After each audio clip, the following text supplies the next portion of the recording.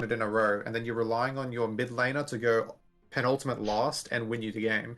But the troll pick's really good. Like, even though Necro is considered a counter, you can buy Ags on troll. You have so many tools. So much to keep its pos 1 alive in lane, keep the pos 4 busy, so I'd prefer to see it as a 5, especially if there's a Venji in the game. Now this Ursa has also shot up in the meta at the moment, right? Hunter George on Sand King, Prey on Tiny, Johnny on Vengeful Spirit, RFA on Shadow Demon, and Reverie on Morphling. Now Johnny on Vengeful Spirit makes Vengeful Spirit a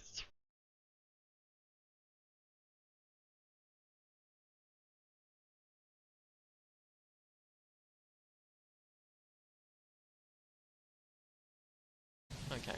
No, the bear is on top of Huncho. Huncho suddenly is inside that disruption, but it's just enough for him to get out of there. The Moo Cow is still charging though. Will what they could cook up. Look at this cutie Rubik with his little feather shoulder. This is his own little green Scardy. I love it. I love it. Okay, so let's get this ball on the road. As well as with the facets, we have like the most notable ones. We actually have an attack IO with the Crits Krieg.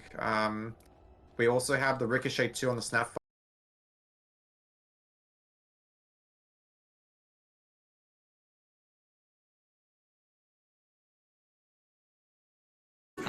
Oh, Shackle?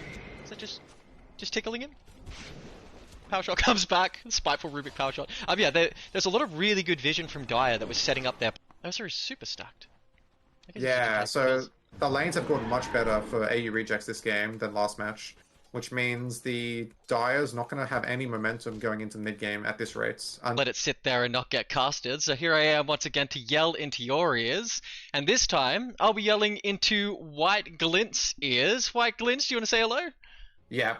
So the Zeus is really good here, gives him a lot of vision. He's obviously, they don't need to pick a mid laner to go in, right? They have the Breaker, they have the Axe, they have the Ursa. They can make a lot of space and then have the Zeus in the back just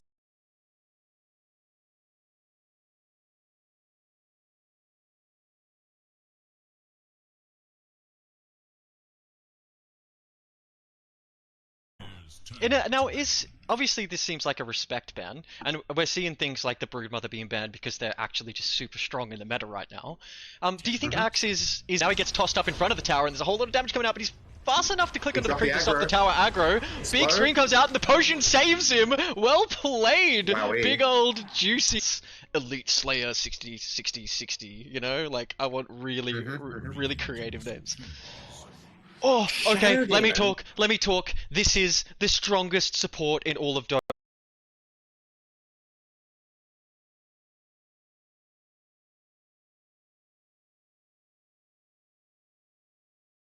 Tiny, and the Tiny now has the Rubik rotating in on top of him. The Cold Snap comes out, and so does that huge blast from the Rubik. They're going to try and run him down. Lift goes up, throws him back into the Tornado. He comes out with not very much HP, and I think that's just a dead Tiny on my screen. This is a Midas Spirit Breaker as well. We haven't commented on it yet, but because of the Spirit Breaker facet, you can just see how much they're winning out on EXP on Dire.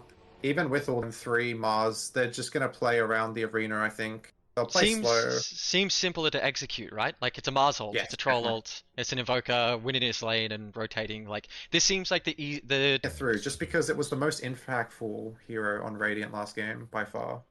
Well, they just beat it. Are they confident enough to let it slip through? He has it built into his... Is that on the auto attack? Or it is on the auto attack. Yeah, it is on the auto attack. Every time he attacks is 8-second cooldown. And it stacks, and it stacks, and it stacks. It's 2% each time he hits, and it can stack up. And drop a Sandstorm with Axe. That's all he has to do. Speaking of the lanes, I think there might be a bit of action in mid this game. Seconds of invulnerability, basically, on the auto attacks. Oh, RFA's getting low up top. And she decides to run forward. All of a sudden, the Troll comes out and throws Rolling Axes, but...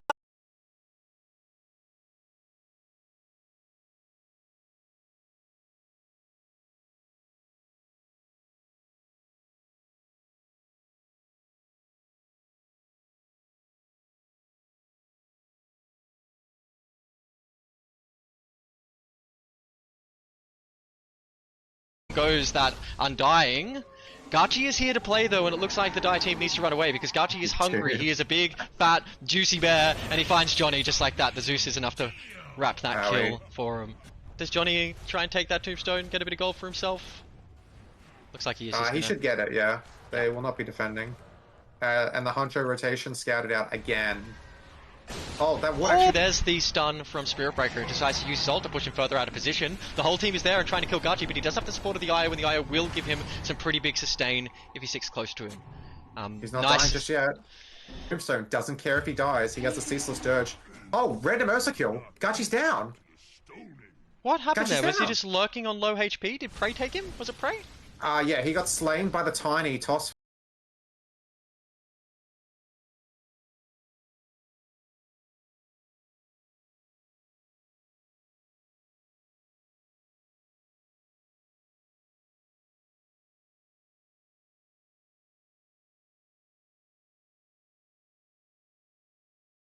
A little bit better.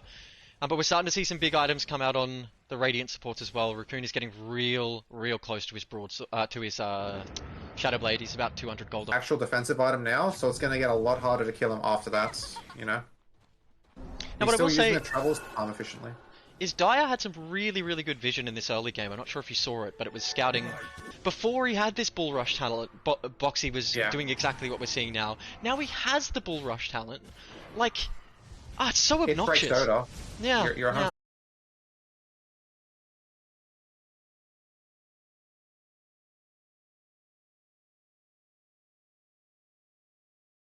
Everything you've said is correct, as well as it's giving him the Linken's break, right? Morphling bought the Linken's so that he doesn't get dunked. The Dagon, even if it's a level 1 Dagon, cuts through the Linken's and then opens him up to being cold. And I would have had a much closer mid-game, but just... having a Necro that's top net worth the entire game and still being down 2k just based off lanes is really rough. So it doesn't actually count as a death, it just gives the gold to Honcho. And a bottle Gachi is refill sprinting in. Prays on the sideline to try and interrupt him as he goes in, but there is the chance Void alive, or brings him to the fight when he needs it. So I like it. I like the Faceless Void ban, but I am more interested to see what the pick is going to be here, because both of these drafts look good, but reload going out of mid. Just bring a tiny for the farm. Okay. Just a ferry service, I guess. Move him around. So hey, the Battle Fury doesn't. Oh, sorry, yeah? Yeah, Battle Fury up on Disruption was one of the best saves and best initiations in Dota, but then they gave the illusions more damage. Awesome. His laning phase, completely buffed by Promulgate. It is just one of the strongest facets that is being overlooked. Oh my god. That's level 18 on Axe now. That's a 475 damage call. And 21 coats of blood. They're looking for more fling again. He can stack 20% damage amp in lane. 20% from minute 1, he can stack 20% damage amp. You buy 6k items that do that. And I think that's actually the reason why Reveries died a couple times. is charging onto that Shadow Demon, and he is just absolutely eliminated. That Zeus ult is doing some real damage. Blink Dagger's 40 gold away on the Mars. That's a 13-minute Blink Dagger. In a Necro lane too, so pretty impressive. Yeah, he's made up for his... Doesn't get caught or doesn't... He's got a big one. He's not too afraid. I have been seeing a lot of pros do the Ring of Health build on the Ursa. Very nice, I think. It keeps you really... That was a very unexpected and abrupt ending, if I do say so myself. Yeah, the 27 minutes, not the fastest game I've seen. I saw Devious knock a stack in 22, 23 minutes.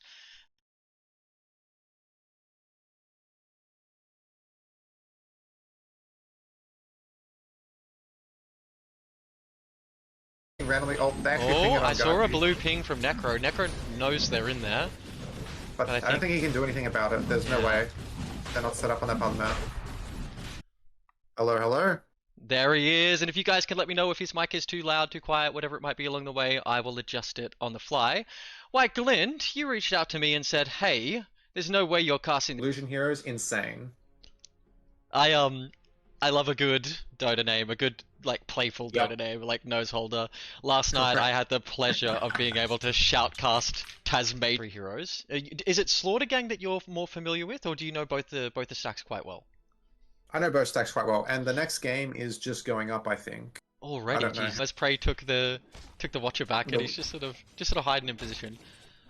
Yeah, it looks like they want to deal with Gachi here, and they're bringing the Sand King down, and there's not enough. The 2 stacks is going to be enough. There we go.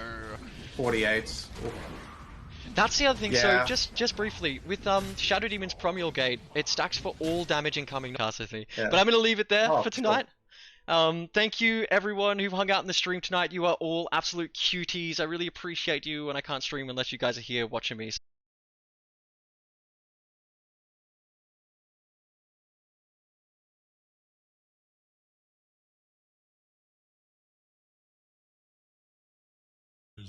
I'm not going to say, like... I just shows like trying to get vision for the axe. Morphling's career almost gets scouted by Gubala then. The bear is still a garbage hero in the patch. Maybe I'm wrong. I'm not seeing it anywhere on Dota Pro Tracker, and yet it's in all the games that I'm casting. Why? Why does this hero keep getting picked up? It depends on... First of all, you need a Rubik. Spirit Breaker, ulting back up into the high ground, and there's the route we were looking for. Toss to try and get that big, angry troll off of him, but I don't think he's going anywhere. Young Harold goes down. But it looks like Infoca's rotating in to get out of there. Oh, both of these teams are making mistakes, but both of these teams are making sick plays. This is good Dota. This is the kind of Dota that you can feel the pressure on these teams right there. Faye with the Rubik is the most synonymous combo. The man has like 30,000 matches and like 3,000 on Rubik. So I definitely see that. Since I've seen anything like that. Let's go. Charge onto Johnny top. Cal just might be a little bit short on the damage. A whole bunch of damage and Johnny goes down. There is a bear lurking on the sidelines. No, it's Gubala once again jumping on those supports on the back line. Gubala having a phenomenal game this game. Doesn't have to worry about it too much. Bottles filled once again. He has just rushed a vessel. And this 1k gold lead, you have to note, is in regards, like, the bottom lane has a...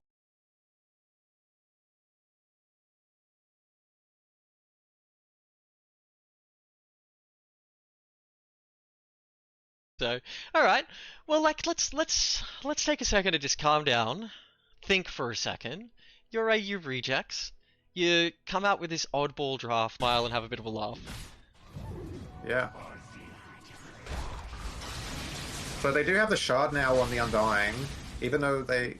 did they get... He needs to get out of there as quickly as he can because there are 4 heroes. Swap, is it enough? Can he get out of there? Can he get into the trees? He is so thick, but there are 3 heroes just punching and punching and punching him. He gets the start off onto the axe, but it's not enough, and that is a 5. Dramatic calls the whirling axes, and Gubala is gone. Doesn't even need to pop the ult. Not getting to the start he wanted this game. He definitely wanted to be doing a bit better than where he is now. Okay, farming. He will eventually win them this game if he itemizes correctly and just gets his timings. Relo on mid, and immediately that huge Mars ult comes. Bad wipe going the way of AU rejects. Holy, AU rejects have come to play this game. They are ripping up with a 13k lead at 7.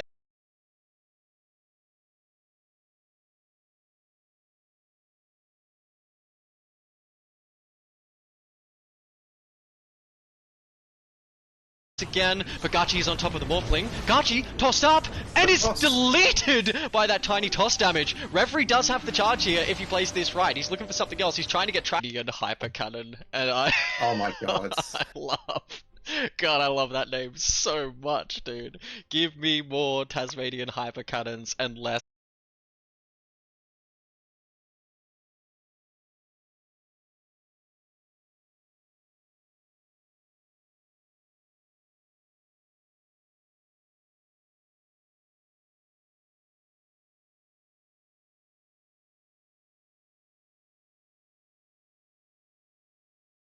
Dota, dude. What an absolutely phenomenal game of Dota.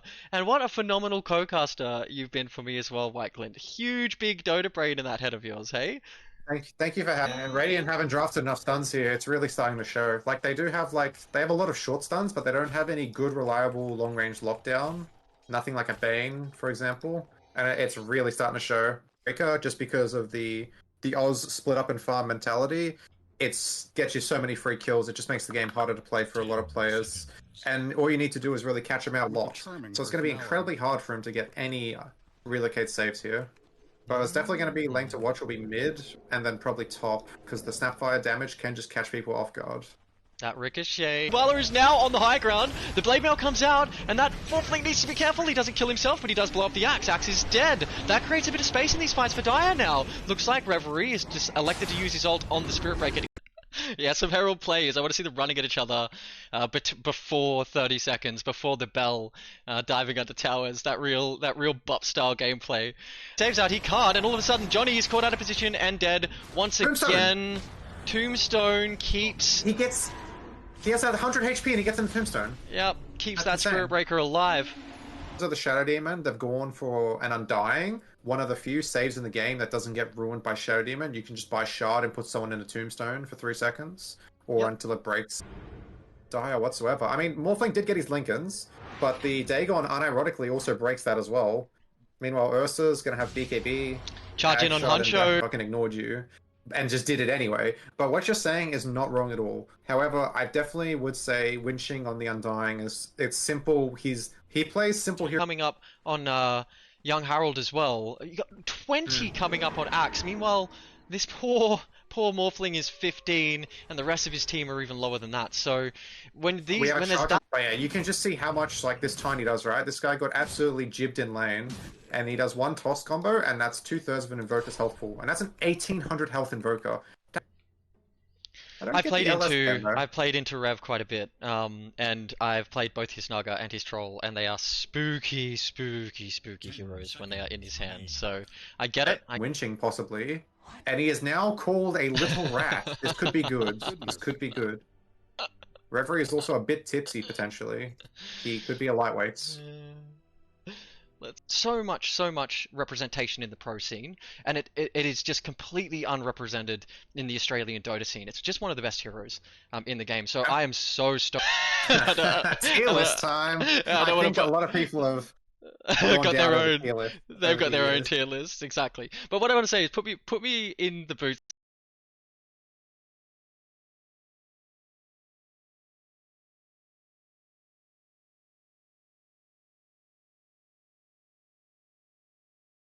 Gang's favor, because I will say Radiant's buying a couple silly items if you ask me. Like the Dagon been practical. This Axe needs a BKB Shiva's refresher. He needs these types of items to zero combo. I think it just depends on the mid laner's confidence, if he has like say a skill advantage or if he's even on skill. And it also really depends on if he wants to play Shadow Fiend or Okay. Well, this high ground looks a little bit easier for Team Radiant. They are thinking about it.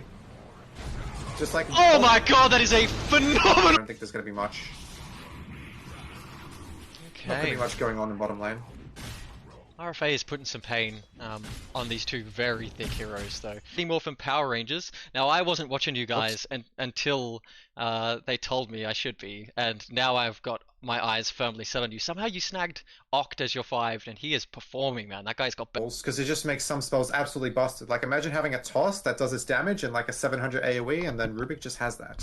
For some reason. I had a player in my stack today telling me about a Rubik that had, I think he said rot. Did you see it? I did not see it as well. I was looking a bit at that tiny, and the Morphling is feeding for the second time. Feeding kills to Gabala. You just have a support cast a spell on them to save them. With Bloodsport, it completely breaks the vision. So we should get a little visual indicator up the top on our screen with like a eye with a cross through it, showing. Holy! Look at these net worths. Yeah. So he's finishing on 36. Unreal. All right. So I know it's hard because it was such a wild game, but execution on Slaughter Gang to wait out the Aegis, it just didn't matter. He got like no value out of his Aegis, no regen, but it's just too much. They're too far in the hole, I think, at this point, unfortunately. When did last one? Wait! All over this map, Morphling goes down to the Axe. What the? All of wow! And they're going on to the Tiny. Tiny out of position. But 27 is still really fast for this this division, especially when you think you can find a way in. But I just don't think that Necro was ever going to... Oh, it's going to make everyone in the Dota scenes cringe. But I sometimes even elect to pick up, if I'm having a good lane, to pick up the Locket early on IO. Sometimes pre-mech. It is...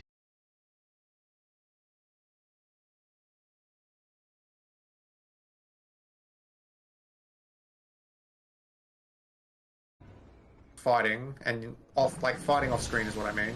And it just keeps happening every time. Hey, shard up on Shadow Demon. One of the better shards in the game. Feed again to the game, and then the rest of them are just taken out by counter items. And look, there's some awesome plays this game. We saw the Rubik steal in the Reaper Scythe, which is so sick to see. Duration, yeah, 6 for a hero. Gives you 40 AoE, which basically means the radiance gets massive. So 650 radius, more like at least 700 on average, and more likely like 850 to Coon on 9.3. It's very similar to the POS 3 on Gooby.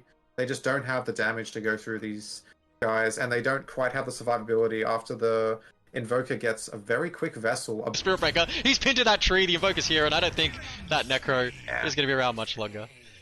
Beautiful setup from the boys. Well played. Yeah. Well played.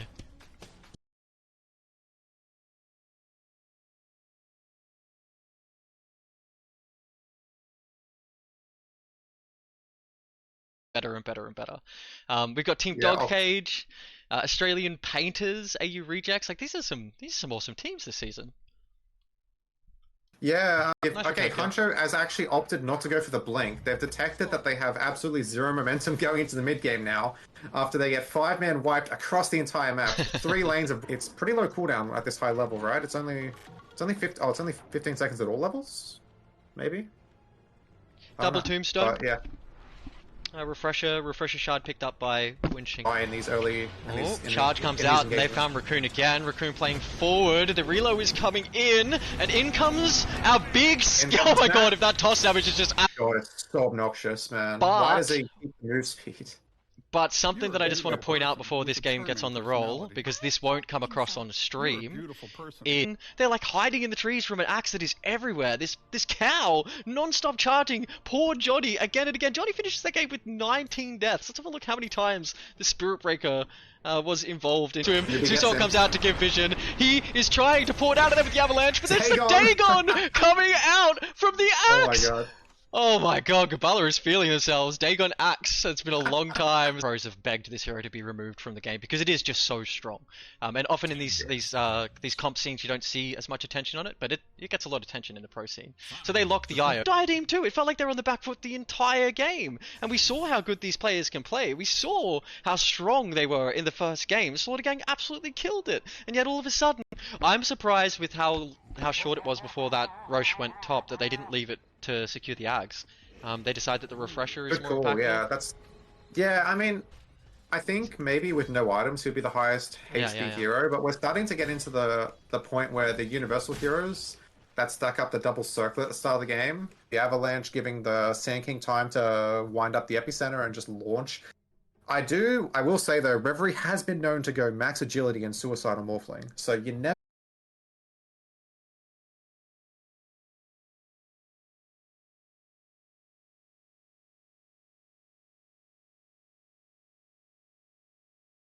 Morphling's porting in. Oh my. They don't have vision of the axe yet, but if he's not careful, they're about to. Reverie looking, the Sand King's for a second, and grabbed mid-air! They do have that big scary Undying on top of them. It looks like Reverie's deciding to deal with the Tombstone as quickly as he can. He doesn't want that in his fight, and down off of his Zags. I see RFA's elected to go for the Aether Lens. I like the first item Aether Lens on the Shadow Demon as well. Just allows you to play the fights from the back line. It's just so much heal, especially with the new facets. Oh my god, they decided to charge in onto Gabala. Gabala might be out of position here. Gets off the scatter shot, but down she goes. It's going to be very, very interesting to see what AU Rejects pick here, because they have to lock in a good Morphling counter and something that doesn't get ruined by Shadow Demon. So, what offlaner... I also got a comment on OD ban again for AU Rejects. They definitely don't want Huncho George on his final pick, Outlaw Devourer. What is it with all these, like, sweaty...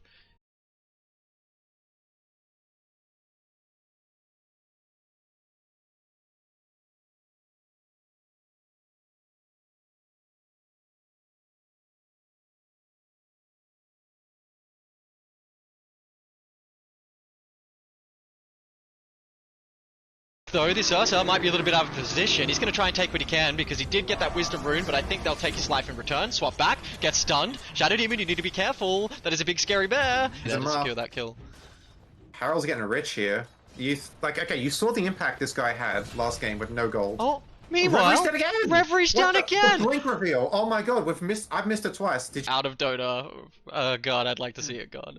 But there you go. Hey, just to call it out, you said that there'd be an axe ban, and what do we have? An axe ban. Yeah, we have axe ban first 2 for AU region.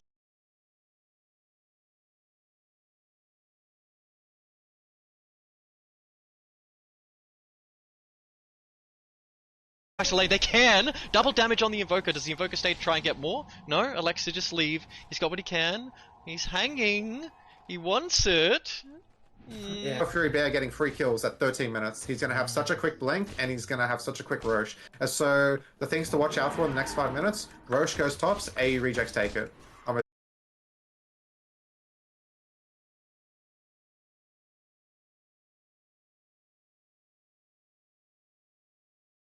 And his team is here. Out comes the ult. Johnny gets the swap off to try and interrupt that Shadow. Oh, hang on. Shadow Demon is on the sideline. Can he throw any... Continue to play. If the Sand King ever gets to Ags, he has Shivas already. They're going to have so much trouble playing into it. They only have 1 BKB across their entire team. Obviously, Zeus is never going to buy it. But they need more players to be able to go. That's 6 HP regen and 3 mana regen permanently now on the Rubik. Oh, that's good. That is something that you want to see on a ring this game. He's stomping them. Tiny out of position and gets caught by Gachi as well. Jeez. Slaughter Gang can... So, absolute loser.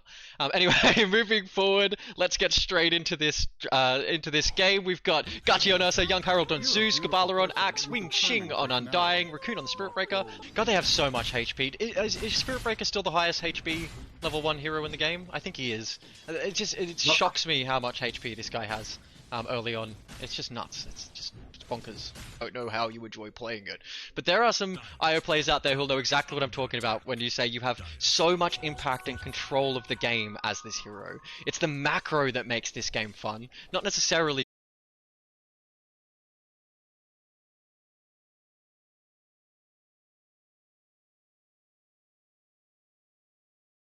yesterday or the day before, that ability to give his POS 5, and potentially a core if they're having a bad game, but to give his POS 5 that XP boost, you know, even if you have 17 minutes White Glint, 13k at 18 minutes, holy! Let's go, Reject, show them how it's done. I don't really have...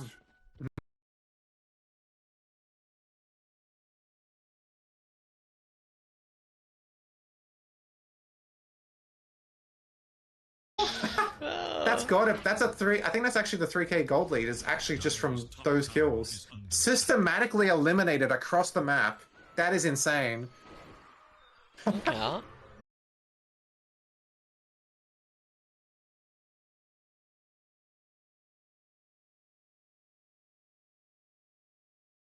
Annoying purple ball to release their target. So, yeah, alright. I don't know. I think that 2.5 seconds will make the difference in this kind of lineup. Giving the Venge time to line up the swap, giving the Tiny time to come in with the 100% you are 100% going to get, but because he opted not to go the Blink Dagger, he just doesn't. Yeah. And it doesn't impact Gooby at all. Wowee. Now the charge out on Johnny. Tiny is very far forward now and surrounded by a whole bunch of heroes. His ward catches them and all of a sudden his sphincter tightens and he needs to move because he sees 3 heroes are right next to that. Necro might be in a little bit of trouble. His team is coming. Can Io get him out? Will Io try and get him out? Are they going to try and take this fight? The Avalanche toss comes out. Another huge Mars ult. Their whole team is caught inside it and just like that we've lost. Whenever I played Earth Spirit mid, I was picking it up specifically for those heals. It just, yes, the damage was good and it plays well with Earth Spirit's kit, but the amount of times that I would roll in, start a fight, drop them, and Aftershock. And there was some interaction that would permanently lock people into a stun, so hopefully they don't pick a punch and we don't see that sort of action. Hey, Troll comes out. Yeah, they're my competitors, of course, and I think it's going to be a really hype series. That is exciting, and that's what I want to hear. I love when the game is competitive. Competitive gaming is what I'm all about. Get a bit sleepy because they kind of like imploded off the lanes, but game 2, oh my. Spicy, absolutely spicy. Well, I'll tell you what, if I do end up casting player, you need your science, you need your RFA, you need the man who can really cook with Rubik. And you need good steals. So when you look at like a lot of the meta heroes,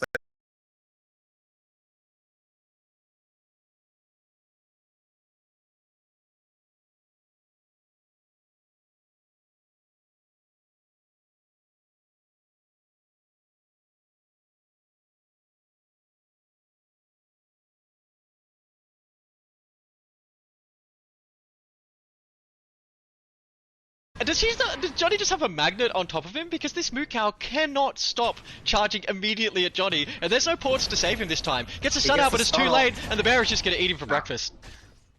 And that's battle. So he even got a rampage this game. Yeah. He got it a rampage at one point. Like. Yeah. Alright. Well, value, yeah. Happy Goob absolutely kills it. What a phenomenal game of Dodo. It wasn't that fight, but it was actually the fight before where, yet again, Reverie was randomly... Like, they were trying to randomly go on Reverie as they were going on mid, and there was 2 fights happening for, like, the 30th time this match, where people are just like... Well, we've got Gutty on Necrophos, Young Harold on Tiny, Gabala on Snapfire, Winxing on Io, Raccoon on Windranger, Huncho George on Invoker,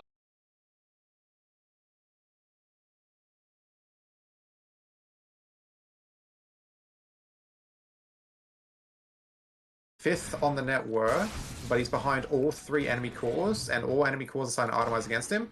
You're going to see the Eternal Shroud on the Troll, you're going to see the Eternal Shroud on the Mars. They're just skipping BK King. This might be the first time we actually catch it. Live leak, live on camera, this axe bullying.